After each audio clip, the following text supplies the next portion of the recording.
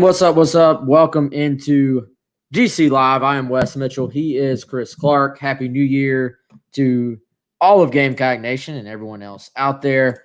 Appreciate you joining us. This is a Monday edition of the show, and we're glad to be back on after taking a quick day on Friday for New Year's.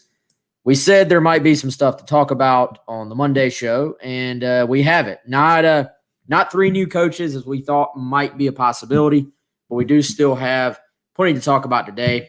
South Carolina, of course, will make their, I guess now we're at 8. They will make 8 hires official on this afternoon. We're recording this, or we're obviously live if you're sitting here watching right now at about 2 o'clock in the afternoon on Monday.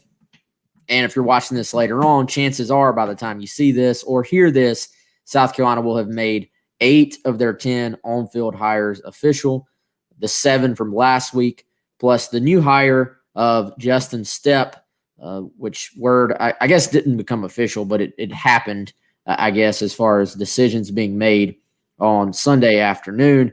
And Chris, another example, man, I would say one, but before we get into Stepp and what he means and what it will mean for South Carolina's program, it appears that Shane Beamer has really mastered the art of operating behind closed doors and not letting word get out on some of his coaching search hired and stuff like that. Yeah, for sure. I mean, there were some names out there early that we knew would be a part of the process, but he's been very thorough and, taking his time in the process. And part of that is working through some candidates, particularly when you look at defensive coordinator. Derek Mason's not been the only guy on the board. Jay Bateman's been on the board from North Carolina. That was a guy that we've been tracking for a long time. Kevin Steele, we were tracking earlier in the process. And for different reasons, there's been some shifts there. There were some other guys that we knew would be part of the staff, right, early. We knew there would be at least a couple guys in that building that were going to draw heavy consideration for the job, but weren't sure if it would happen. So, he has definitely done it in a pretty quiet manner for the most part. And it's been an interesting process to follow. Some of the things came together pretty quickly. Some have taken a little bit longer. And when you look at strength coach, there are obviously some guys that have been candidates that had to get through the bowl game. And then it's about trying to go lock up and secure a guy to see if you can lock up and secure one of those guys. The defensive coordinator, you got to lock up that role. And that, from what I've been told, Wes, could also play a part in that final defensive assistant slot too, because they do have one of those left. So we'll see where it goes from there. And, hopefully in the next few days, we'll have an answer on that stuff, but it's not quite clear, maybe how much longer it take. Yeah. And obviously, Chris, you're sort of working, South Carolina has their own timeline, but and obviously they would have loved, I think, to be able to have all 10, ready to go for today with the BOT meeting. But you're frankly operating on the timeline of the other coaches involved as well. So there's only so much you can do to try to push it forward. And if you have a coach that you really want and you're willing to wait, then you sort of have to play by that coach's timeline. So we'll see what happens from here as that goes. What we do know is that Justin Stepp will be official here in a couple hours. Is already making the move from Arkansas to South Carolina, and it appears Arkansas already has his replacement in place as well. So that actually went really quick on that end too. Sounds like this quietly has been in the works for the last week or so, I was told. But something I think, Chris, where even though Stepp's name came up and then it sort of, I would say, dissipated a little bit. There was always some interest, I think, in getting back home from Stepp. And I think that's probably the biggest factor here is you're talking about someone who was born in Columbia, played high school ball at Pillion right down the road from here. Played his college ball at Furman. His first ever coaching job was at Fort Mill High School. Then he was an offensive analyst, grad assistant type role at Clemson, and just has so many ties to this state. So I think you look, and this is a hire where again, it fits a mold that I think we've seen play out quite a bit, and a mold of Shane Beamer trying to go out and get guys that make a lot of sense from a fit standpoint, and some guys that maybe see this as not just another job, but a chance. Obviously, he's not a USC grad, but a chance to get back home. Yeah, and I mean, I think there is a little bit more of that homegrown aspect, like you mentioned, Wes. There are going to be some guys that, certainly are Gamecocks, like an Eric Kimry, that are in the building. There may be some more support staff type people who end up coming on. Obviously, the on-field staff has to sort out first, and then Beamer will begin the process of building out sort of the support staff. There's some people that may stay from the previous staff. There's some that may be added, subtracted, etc. But we do expect, there'll be a little bit more of a Gamecock flavor probably in the building in certain cases. Now, there are other guys, for instance, you mentioned Stepp, Des Kitchings, another, former Furman receiver who's a native of South Carolina, who's not a Gamecock per se, but he is a South Carolina guy. And so that can be meaningful, especially when you talk about something Beamer's talked about a lot, culture. He's talked about that a ton. And there's a good argument to be made that making those types of moves, having guys from this state and injecting more of that flavor into your staff can help you in that regard, whether it's recruiting this state and whether it's recruiting to a school that's the flagship school of that state. So definitely some value there, and a guy that, is highly regarded for his recruiting acumen. A lot of people in the state of South Carolina obviously know Justin Stepp really well and hold him in high regard as a person, as a coach, as a recruiter. Yeah, we're going to get back into Stepp, but Jeffrey is leading off the show and leading off the year, dropping the big money at us with a $20 super chat. Jeffrey, appreciate that. Jeffrey's always willing to throw a tip at us, man. So I appreciate it. Unfortunately, I don't know if we're going to be able to give a great answer to his question, but I have to give him a refund. Yeah, seriously. Jeffrey says, happy Monday.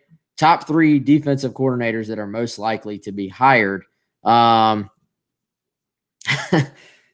Take it from here, Chris.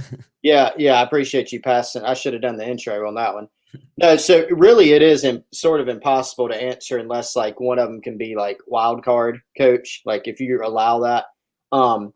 So as of yesterday, Derek Mason was still on the board. Is it a slam dunk? Not by any means, because Derek Mason, per multiple sources, has some options. He has now one of those options is quite simply to sit out.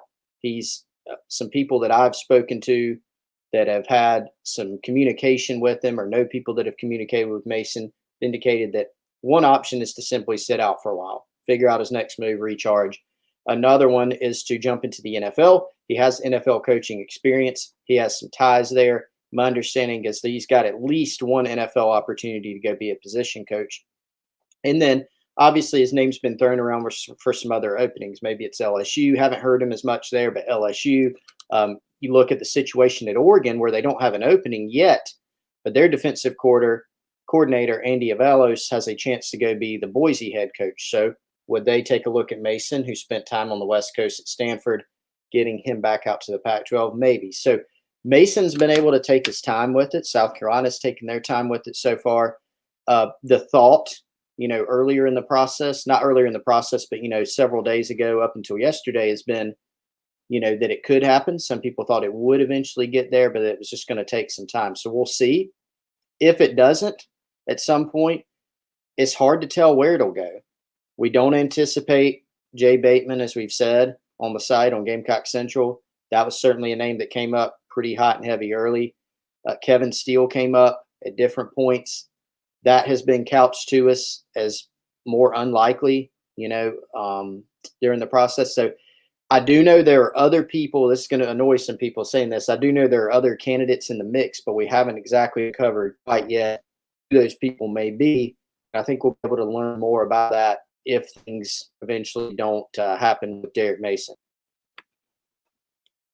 Yeah, good stuff, man. And, we'll see what happens there. Obviously, I think the way we phrased it, or I've sort of phrased it, is that the ball has sort of been in Derek Mason's court, I think it sounds like. And, we'll see where it goes from there. we have not heard anything officially that he is out, by any means. So we'll see where that goes from there, and obviously see what South Carolina can do moving forward if he's not the guy. And I think there's obviously a lot of great defensive coordinators out there. So even if it's not him, they'll move on to the next guy, and we'll see what happens. But let's go back to Stepp for a second. And Chris, dude, you are probably the same way. I've had high school assistants already like reaching out without me asking, being like, dang, that's a huge, great hire for South Carolina.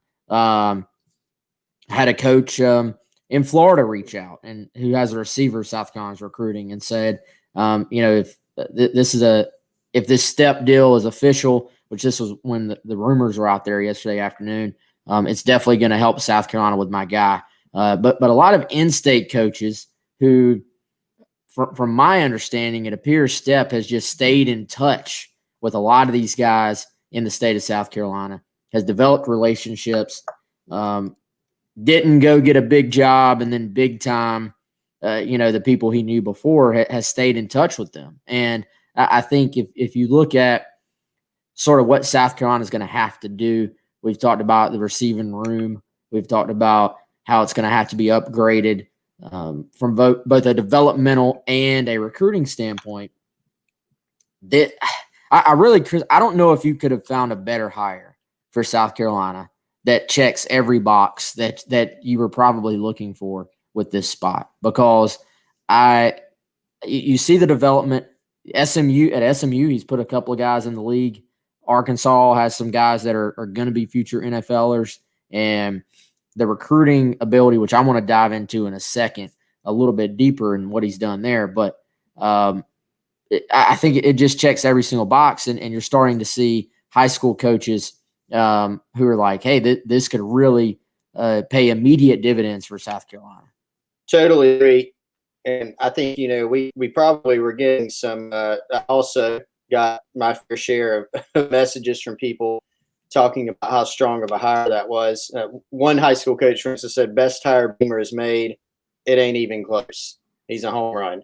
So, that's just one sampling there. But people think very highly of him. And what Stepp's going to bring, man, is a lot of energy. I know you're going to dive a little bit more into the recruiting. So whatever points you may have, I don't want to steal that thunder potentially. But he, he's a guy that's a good relationship builder.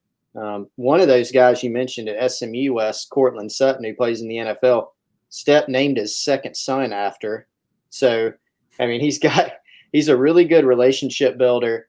He is a really, hard-working recruiter. And I think that's with certain guys that are in the building now for South Carolina, I think you're going to see a lot of, hard work on the assistant front on recruiting. And obviously Shane Beamer himself is going to be really involved in that. He's always been a guy that the word you hear with him with recruiting is organization. He knows a lot of people.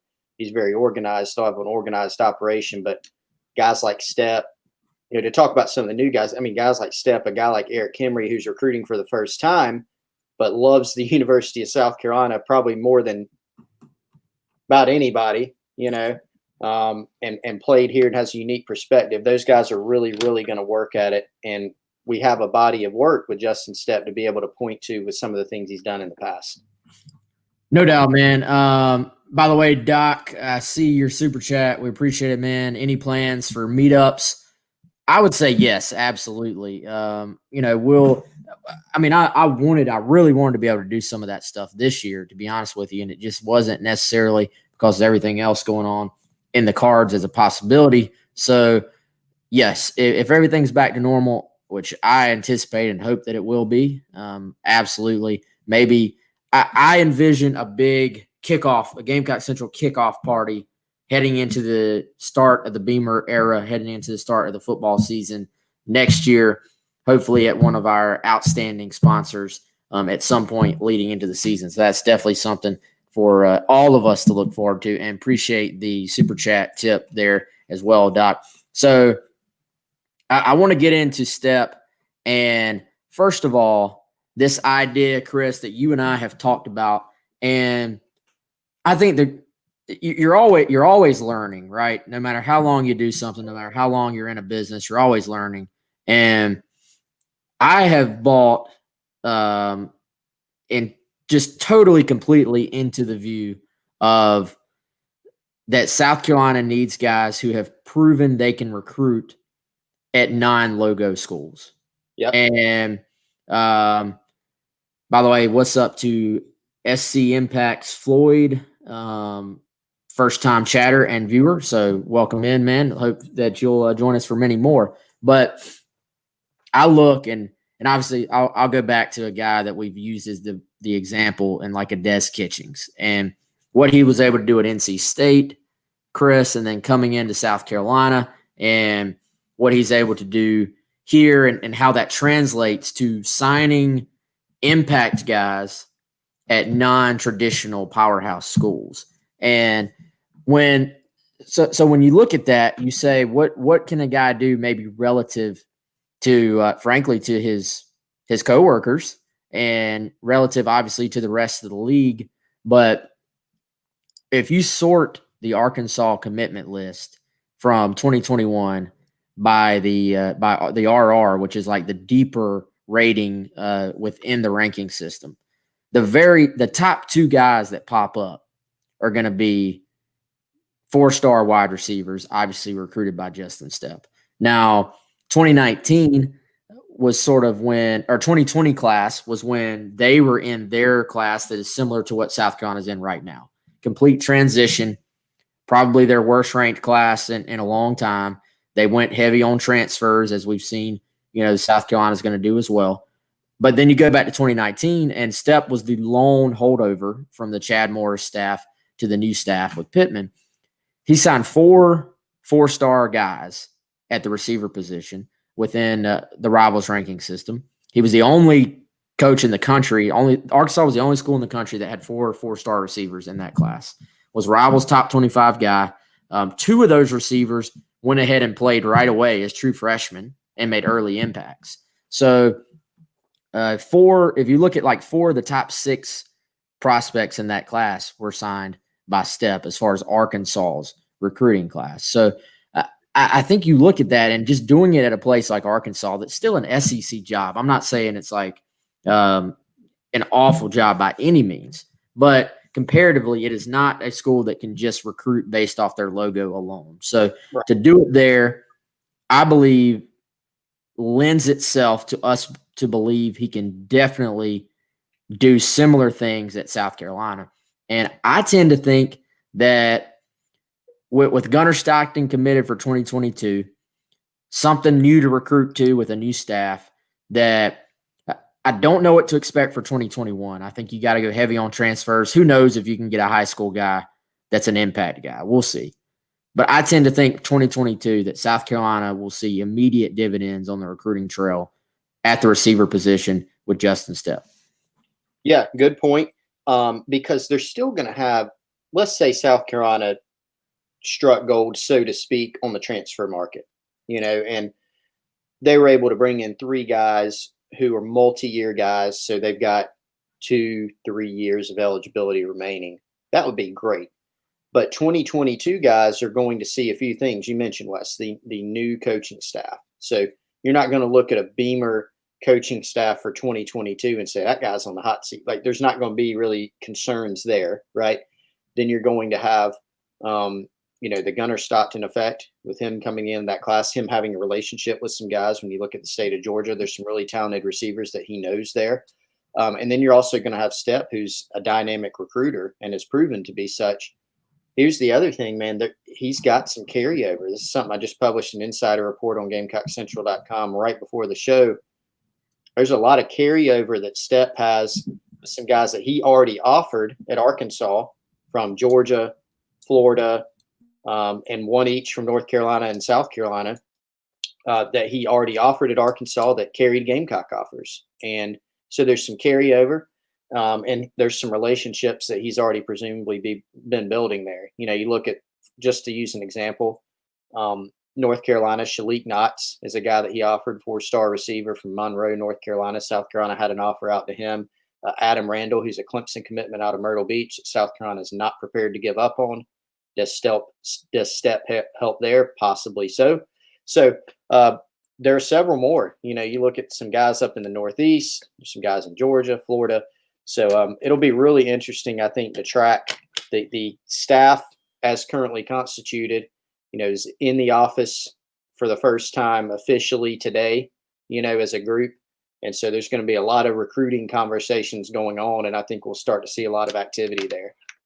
Yeah, there'll be a lot of stuff to track there, obviously, Chris. And I think you look, and so I was going back and by the way, shout out to Nikki with hogbeat.com. I reached out, and they were very helpful in pointing me in the right direction on what Stepp has done at Arkansas. And basically, Sam Pittman said straight up the reason why Stepp was the lone holdover from the Chad Morris, staff was the way the guy recruits. And so Pittman very early on went on the road with Stepp on recruiting trips and was sort of going around visiting various high schools and just watching the way other coaches and prospects interacted with him.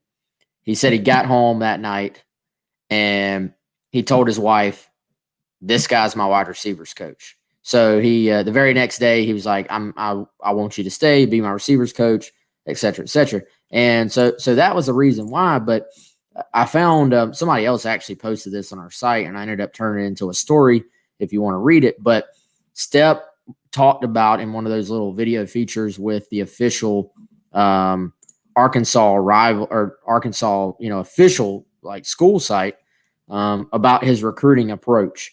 And he said, my approach is relentless. Talk to my guys every single day. And he said, it doesn't matter what I've got going on. It doesn't matter what else is going on in my life. I'm going to reach out to my targets every single day.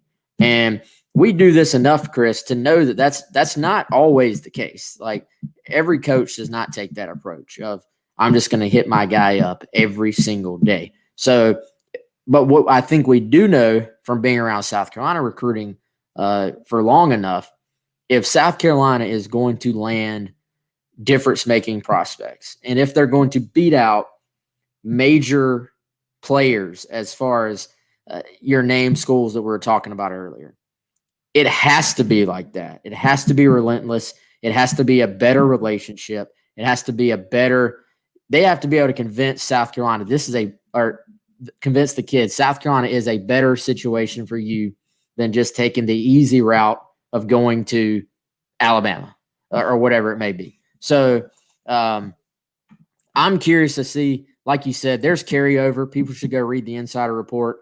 There's already carryover, but I got a feeling, this guy's going to hit the ground running the second.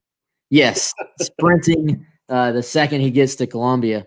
And I think he probably knows he's got to, because that's who he is anyway. But that's the position that's got to be fixed.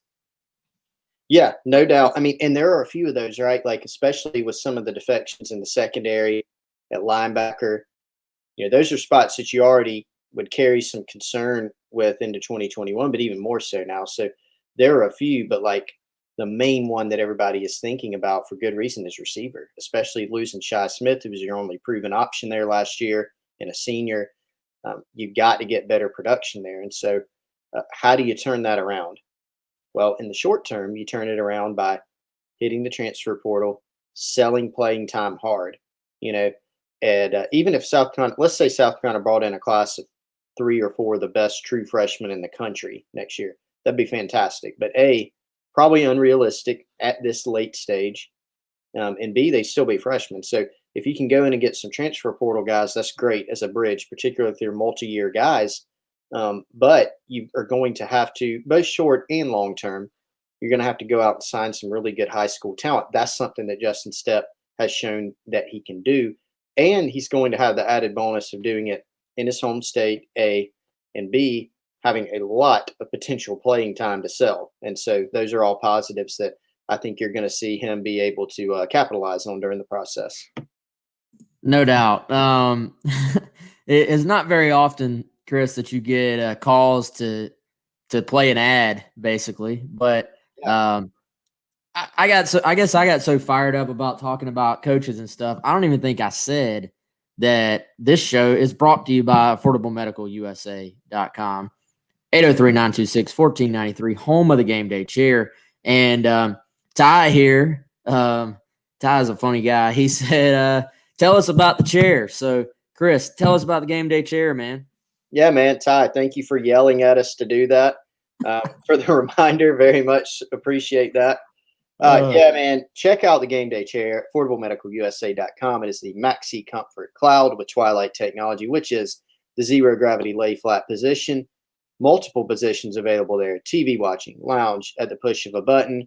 And it is a super comfortable, super roomy chair that would make an outstanding addition to your man cave, living room, basement, wherever you want to put it. Don't put it outside, might get ruined. It's been raining a lot, but make sure you check out the game day chair by giving those guys a call, 803-926-1493. Our buddy Travis Edwards said that Sam Pittman said the biggest thing he learned from Kirby, Kirby being Kirby Smart, was to be a relentless recruiter. So I think you got some guys on this staff that that can give you that, and that's the way it's going to have to play at South Carolina. As much as South Carolina wants to one day be sort of a name school in its own right, you got to build from somewhere, and that's a position too. I look at some positions where you have to have maybe more of an X's and O's guy, maybe more of a developer, but then other spots I think you need a star recruiter, and receiver a position that I think you almost have to have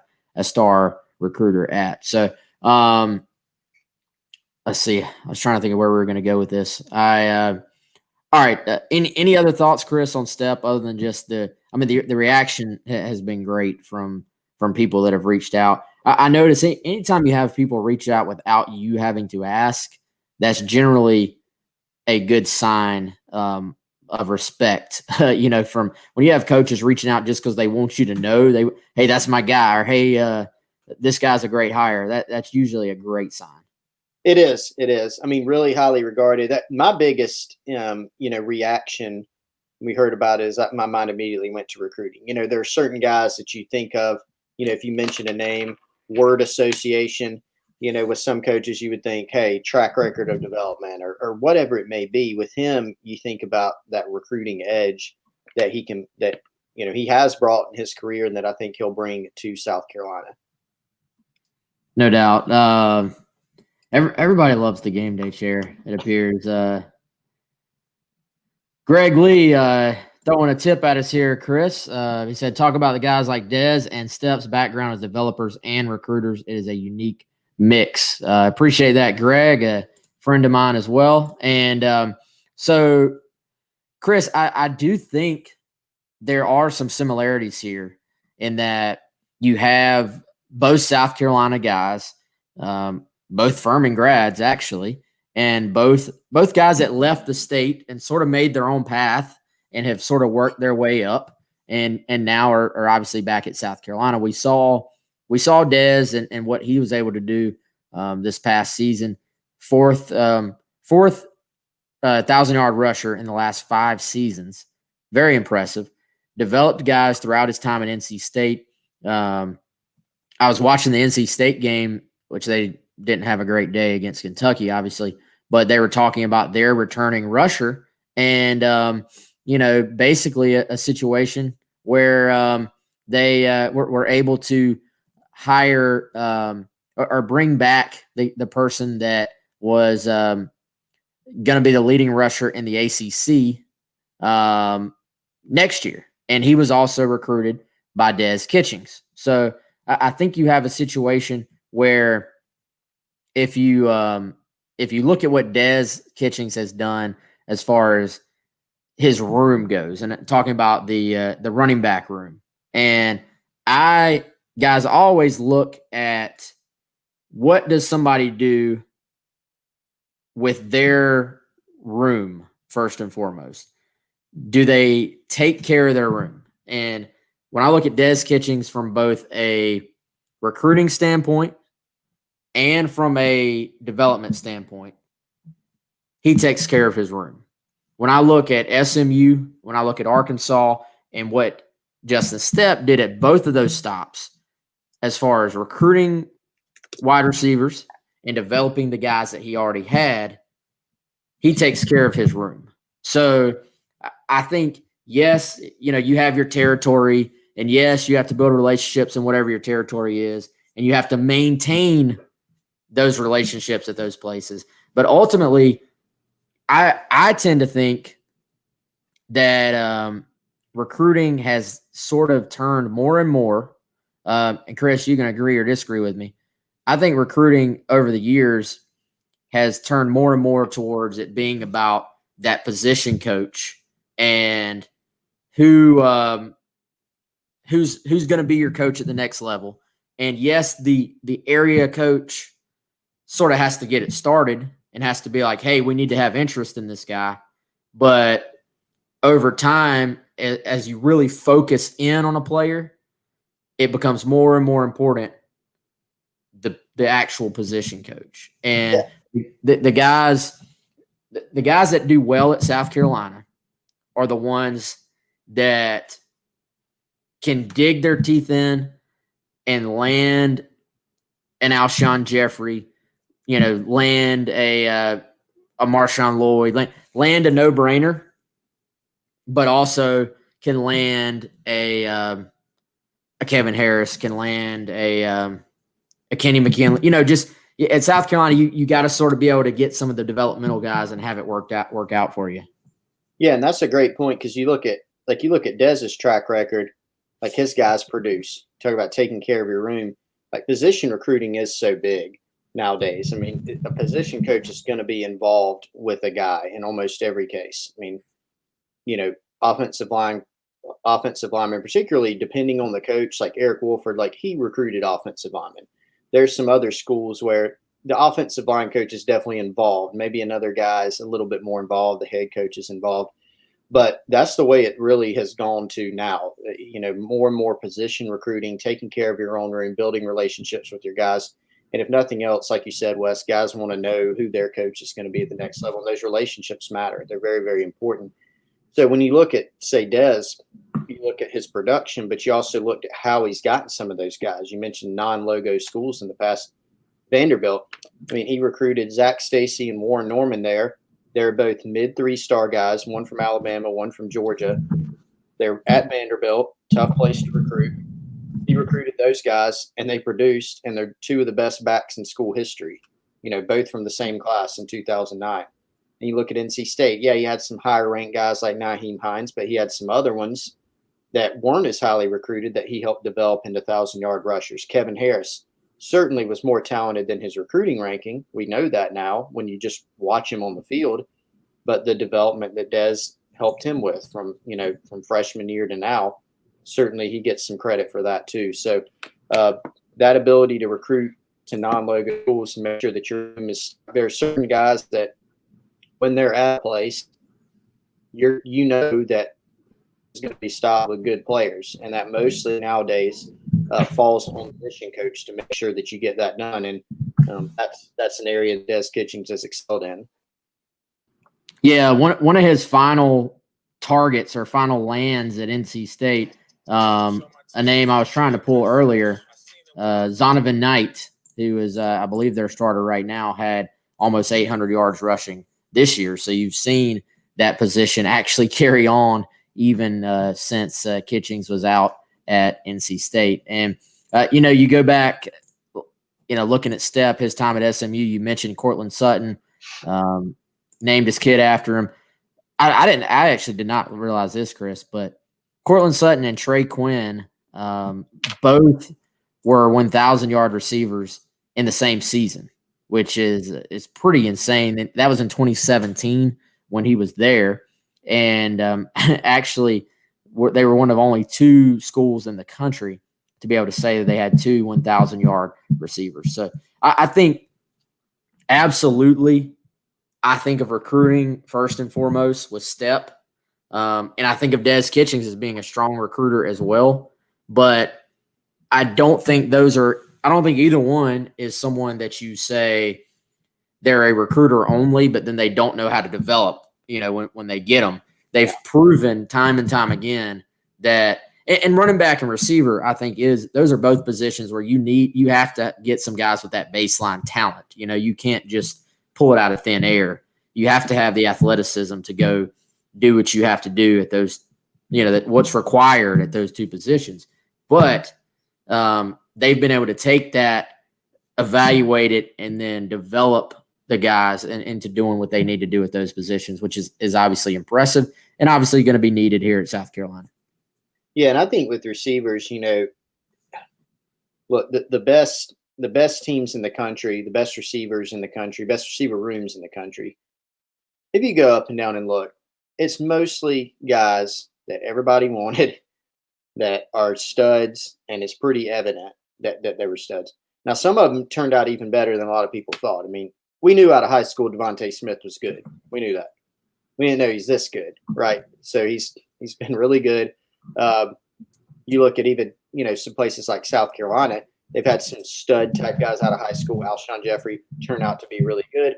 They've had some guys you mentioned Kenny McKinley, Wes, earlier, former high school quarterback, not as highly recruited, turned into an excellent player at South Carolina, development. So at South Carolina, you're probably going to have a mix of both those.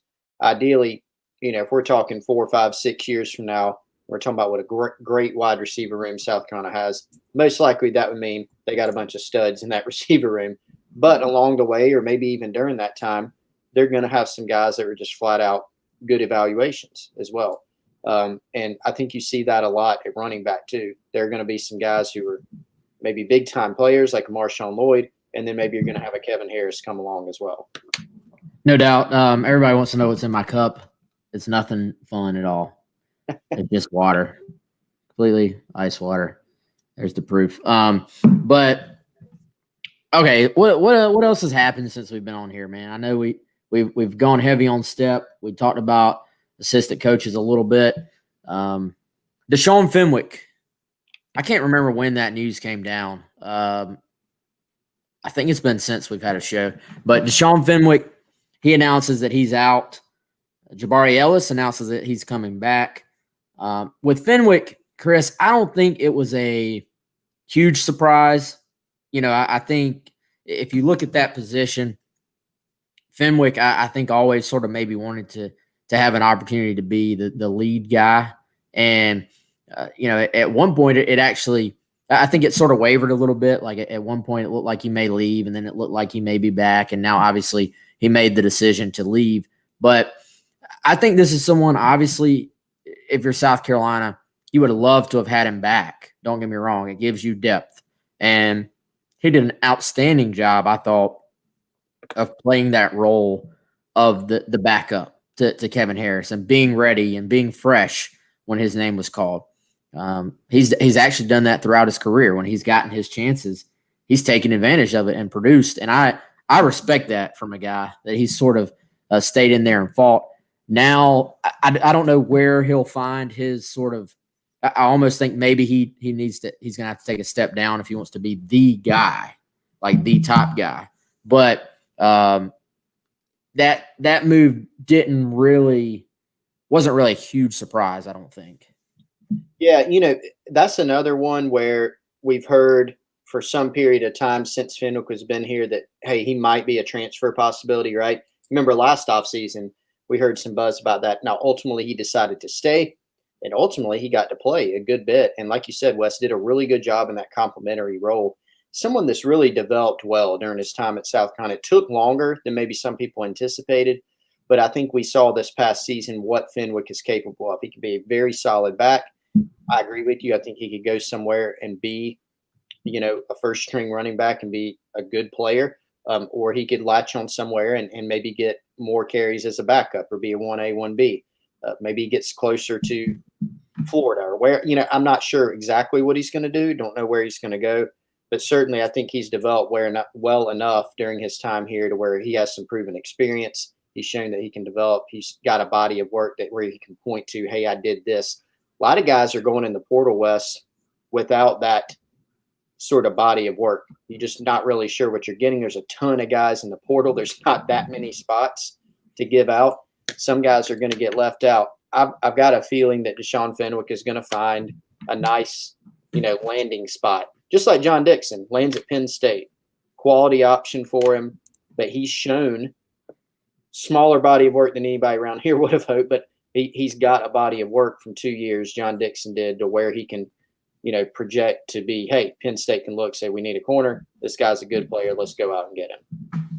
Yeah, I tell you, man, I think that if you when guys go in the portal, as you said, you sort of quickly find out, like, okay, where do these guys really stand? So if I, when I saw John Dixon to Penn State, I was like, it's a pretty nice get for John Dixon, a pretty nice landing spot.